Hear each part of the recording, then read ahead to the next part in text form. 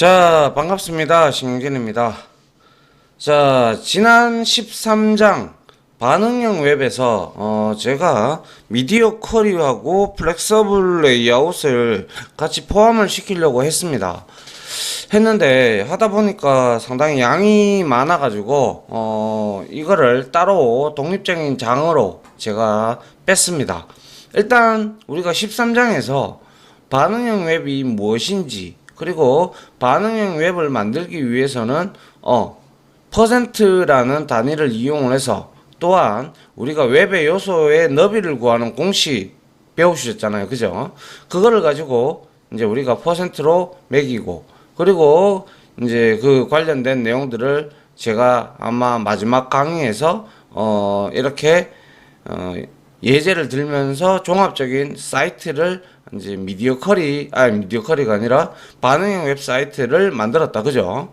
자, 그런데 그래서 14장을 제가 이제 미디어 쿼리하고 그리고 플렉서블 레이아웃에 대해서 따로 장을 뺐습니다. 왜냐하면 워낙 이 부분들이 중요하기 때문에, 우리가 반응형 웹이 이제 거의 대세기 때문에 그 대세의 기술 중에서 가장 많이 쓰는 게 미디어 쿼리하고 플렉서블 레이아웃이 아닌가라고, 그 모든 기술이 여기에 다 들어가 있기 때문에 이 장을 따로 이렇게 독립적인 장을 만드는 것에 대해서 여러분들이 넓은 아량으로 좀 봐주시면 될 것 같고요. 자, 먼저 그러면 우리가 미디어 쿼리가 뭐냐, 이걸부터 알아야 되겠다. 그죠? 한번 보도록 하죠. 자, 미디어 쿼리는 뭐라고 되어 있어요? 접속하는 장치, 우리가 디바이스라고 흔히 얘기하죠. 미디어에 따라서 특정한 CSS를 사용하도록 한다. 이미 우리가 앞서서 반응형 웹에서 src set이라는 우리가 속성을 이용을 해서 그걸 가지고 미디어라는 속성, 그죠? 소스 태그에서, 픽처 태그 안에서, 그죠?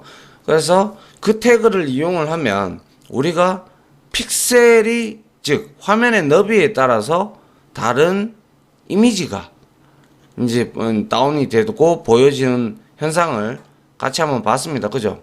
그래서 그에 따라서 이제 우리가 예를 들면 컬리닷컴, 저번에도 한번 들어가 봤는데, 지난 강의에서도 한번 들어가 봤는데요. 브라우저 창의 너비를 조절할 때마다 화면의 길이가 컬럼 개수가 달라진다. 보통 우리가 기본적으로 960픽셀에 12칼럼을 사용을 한다라고 우리가 말씀을 드렸고요.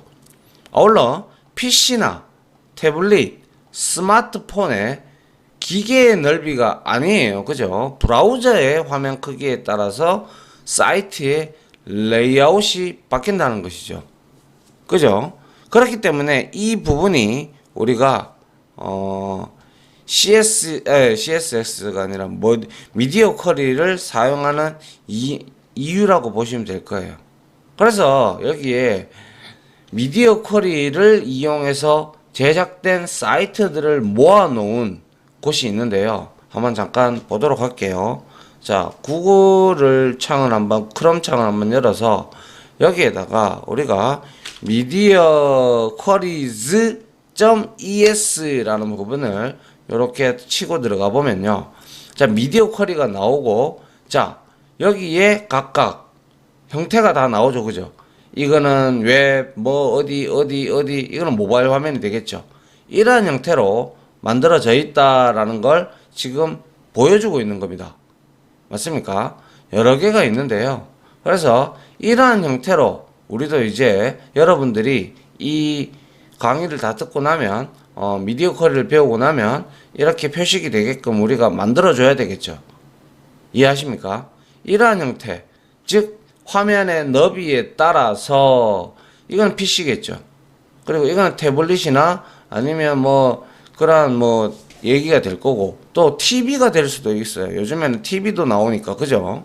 그런 형태로 이렇게 화면의 너비에 따라서 이렇게 CSS가 우리가 달리 적용이 되고, 그리고 거기에 들어가는 내용이 이렇게 그 기기에 맞게끔 표식이 되어지는 이러한 형태의 기술을 우리가 미디어 쿼리로서 어느 정도 이제 우리가 커버를 제어를 한다라는 뜻이겠죠. 한번 보도록 할까요?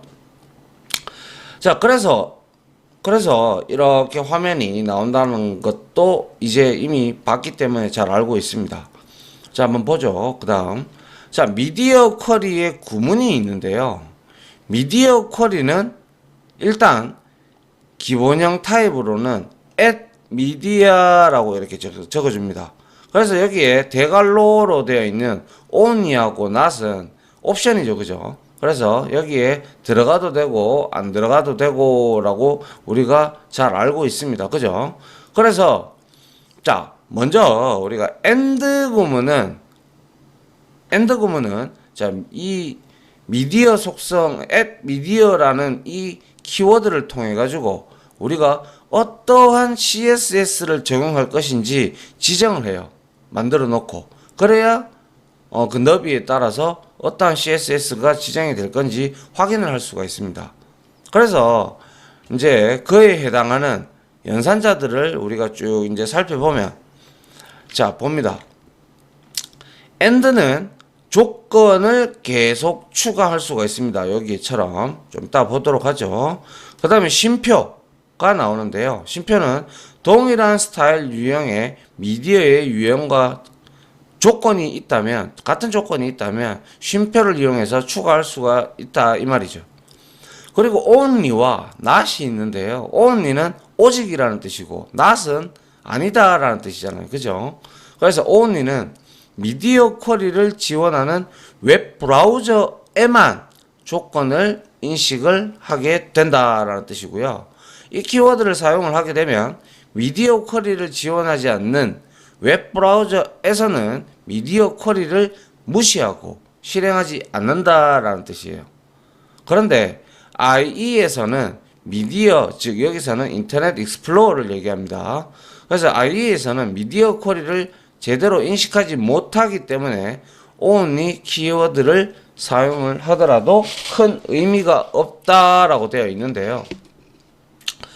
근데 굳이 이 only라는 내용은 잘 쓰지는 않습니다. 잘 쓰지는 않기 때문에, 그리고 이제 인터넷 익스플로어도 엣지가 나왔기 때문에 엣지가 아마 미디어 쿼리를 인식을 할 거예요.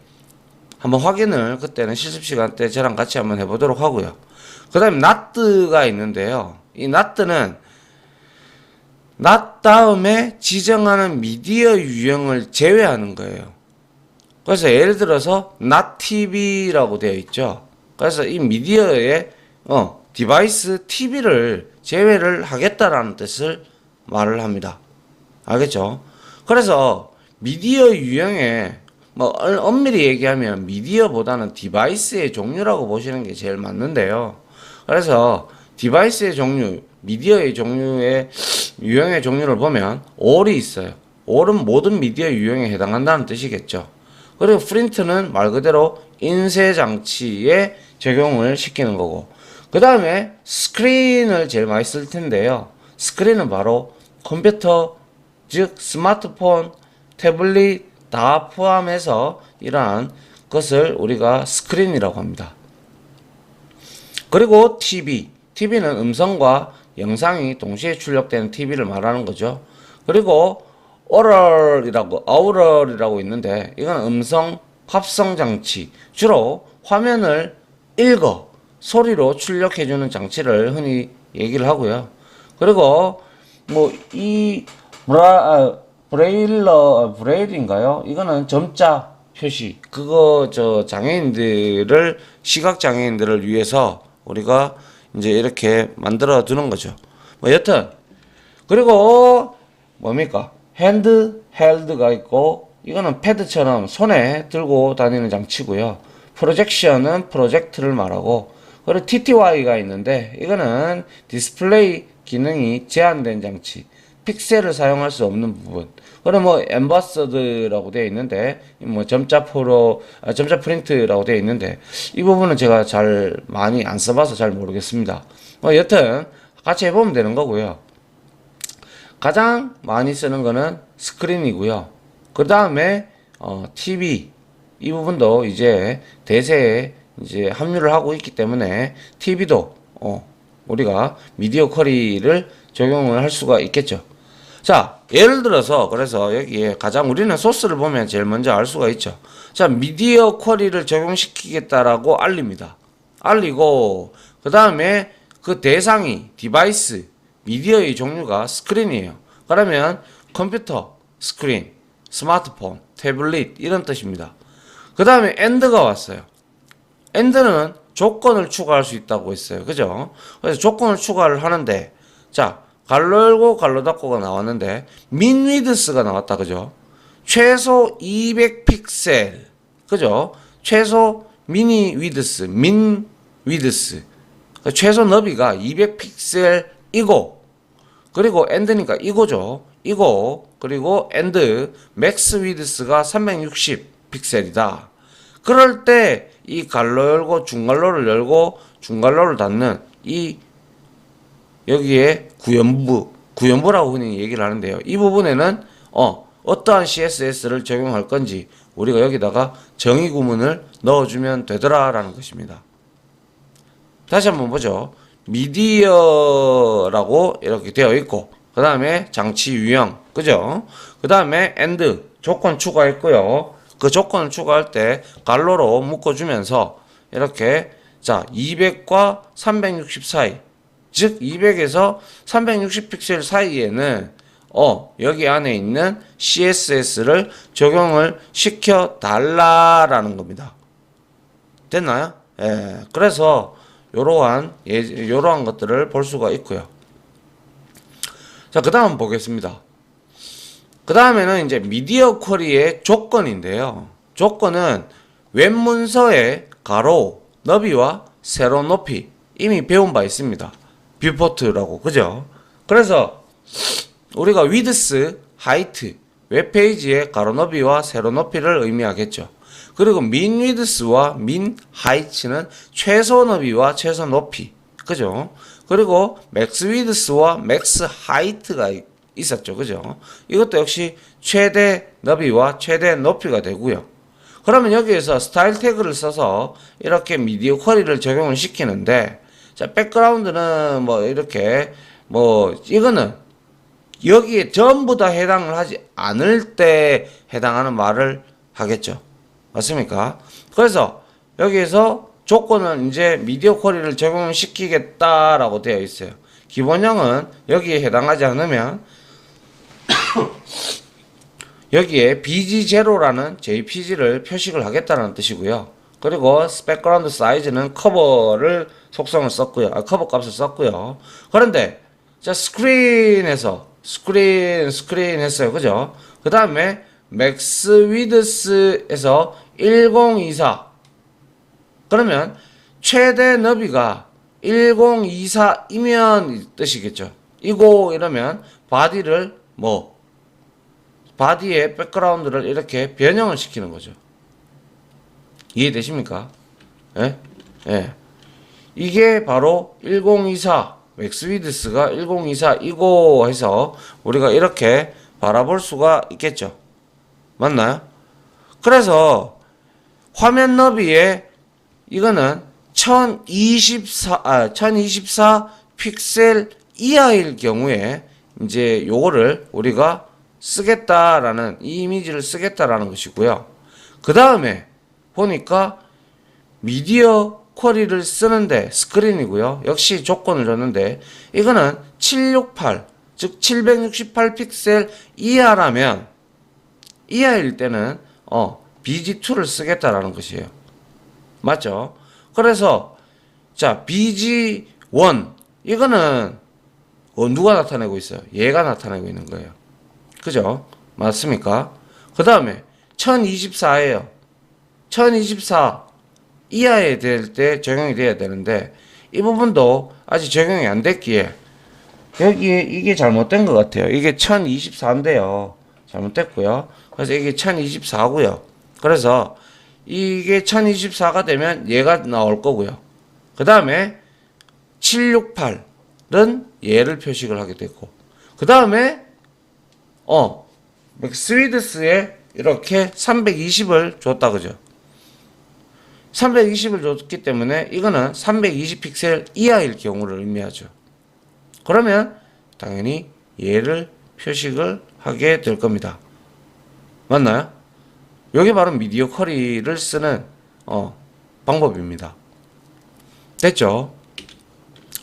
그래서 이렇게 우리가 보면 되고요. 그 다음에 한번 보도록 하죠.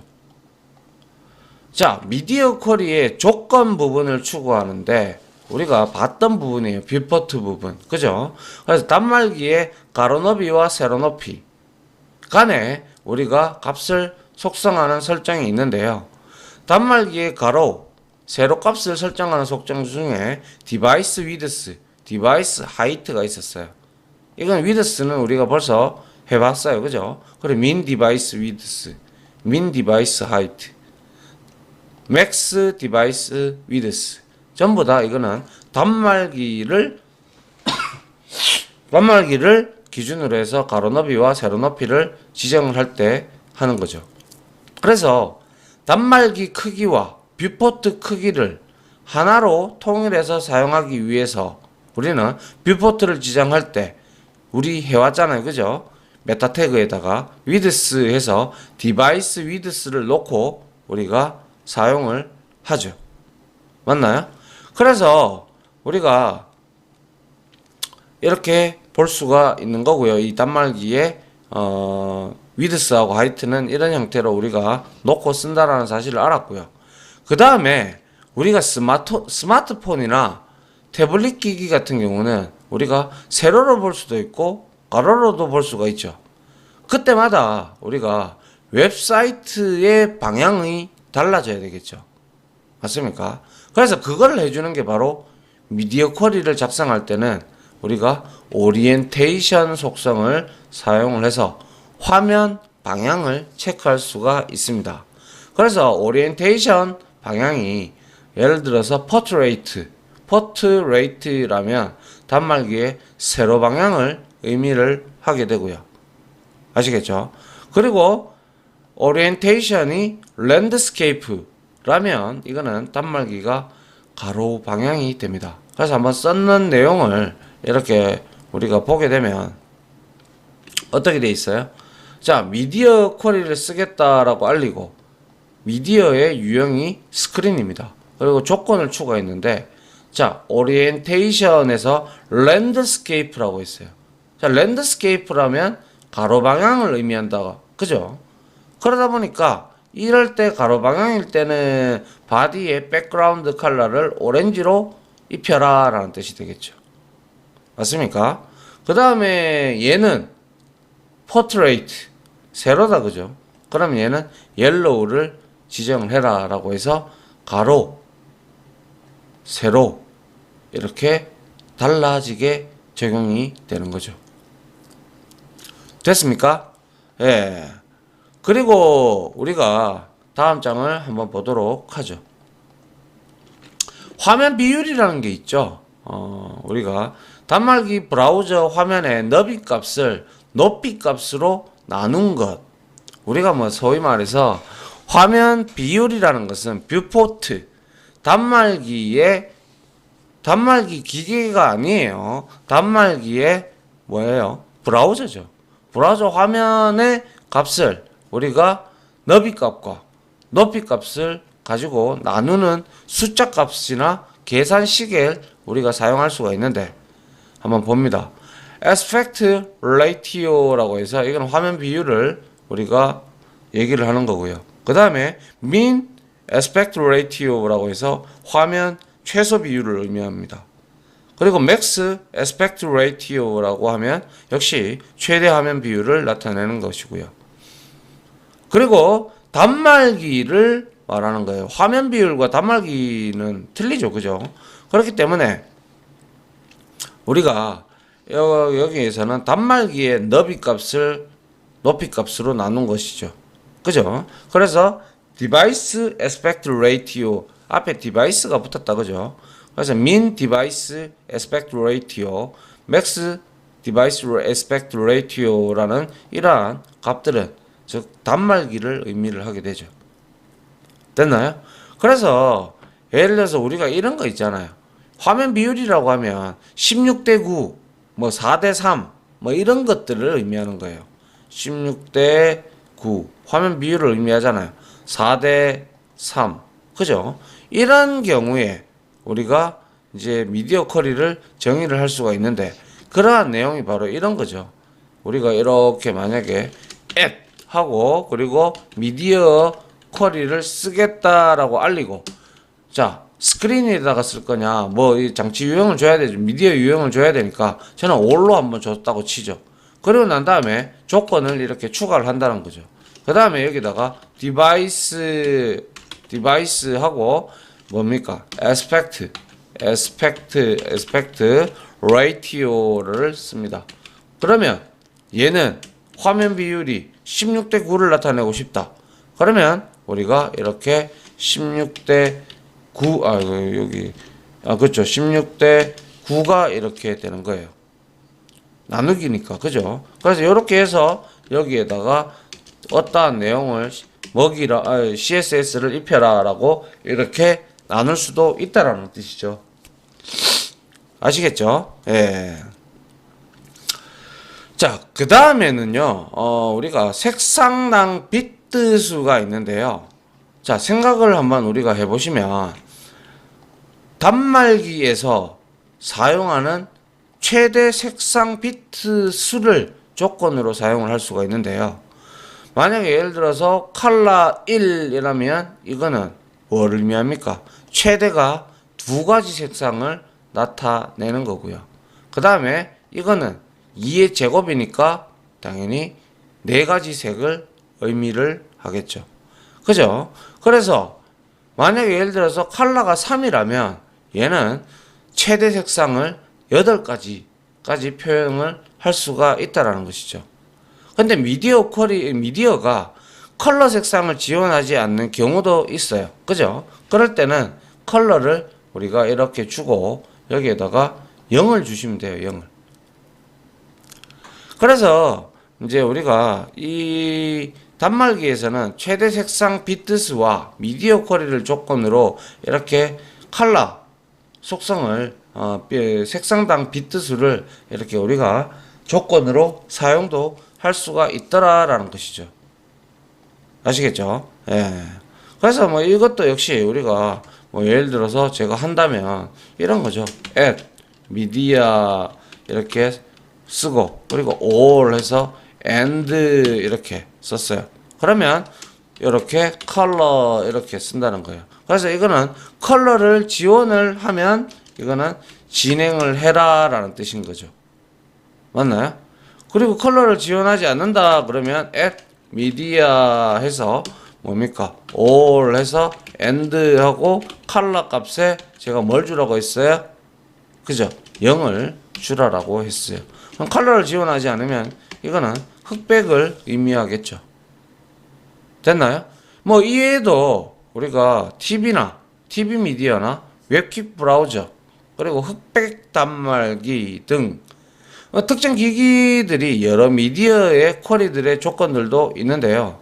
이런 것도 역시 우리가 알아봐야 되는데 뭐 그거는 우리 추후에 이게 이제 W3C 거기에 또 ORG 이제 거기 가보면 CSS3의 미디어 쿼리라는 부분을 우리가 찾아 들어가 보면 우리가 어떻게 쓴다라는 게 나옵니다. 아시겠죠? 자, 그 다음 한번 볼게요. 자, 그 다음은 이제 요까지만 설명을 하고 미디어 쿼리에 대해서 한번 확인을 해보도록 하죠. 자, 미디어 쿼리를 사용하는데 역시 중단점을 만들 수가 있어요. 우리 중단점이 뭐였나요? 우리 그때 애니메이션 할 때 중단점이라는 걸 한번 배워본 적이 있는데, 그죠? 맞습니다. 중단점을 우리는 흔히 브레이크 포인트라고 얘기를 하는데요. 얘는 서로 다른 CSS를 적용할 화면의 크기를 의미를 하는데, 우리가 만약 예를 들어 미디어 쿼리를 작성을 할 때 CSS를 만들어 놓고 적용할 화면 크기를 우리가 딱 설정을 한다. 그게 바로 중단점이라고 하고요. 이 중단점을 우리가 어떻게 지정을 하느냐에 따라서 CSS가 달라지겠죠. 그리고 아울러 화면의 레이아웃이 바뀌는데도 대부분 기기의 화면 크기를 기준으로 이렇게 잡아줍니다. 알겠죠? 그리고 나서 대부분 시중에 나와 있는 기기들이 반영할 수 없는 예를 들어서 모든 기기들을 우리가 이제 CSS 이제 미디어 쿼리를 이렇게 우리가 다 반응을 시킬 수가 없죠.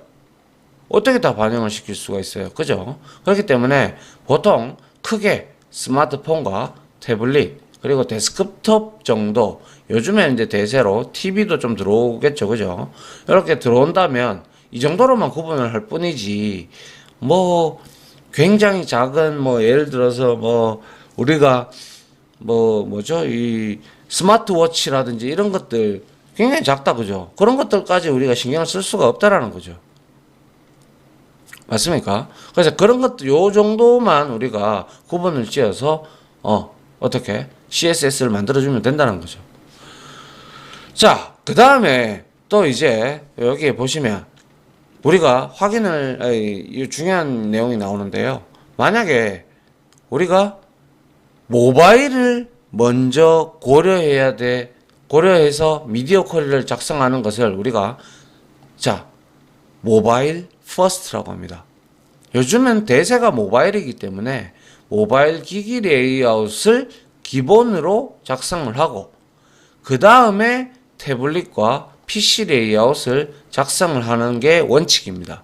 그런데 아직 이렇게 우리가 모바일 부분에 대한 이러한 걸 먼저 작성을 하고 이걸 작성을 한다 라는데 예전에 만들어진 사이트 같은 경우는 지금 거꾸로 되어가는 추세죠. 예를 들면 이미 우리가 예전부터 웹사이트를 PC 전용으로 사용했기 때문에 스마트폰이 등장하고 난 후에는 스마트폰에 맞게끔 역으로 반응형 맵을 만들어줘야 되는데 그 CSS를 지금 이거는 어디까지나 지금부터 만들어질 것들을 얘기하는 것이고 지금까지 만들어진 것들은 역으로 가야겠죠. 그죠?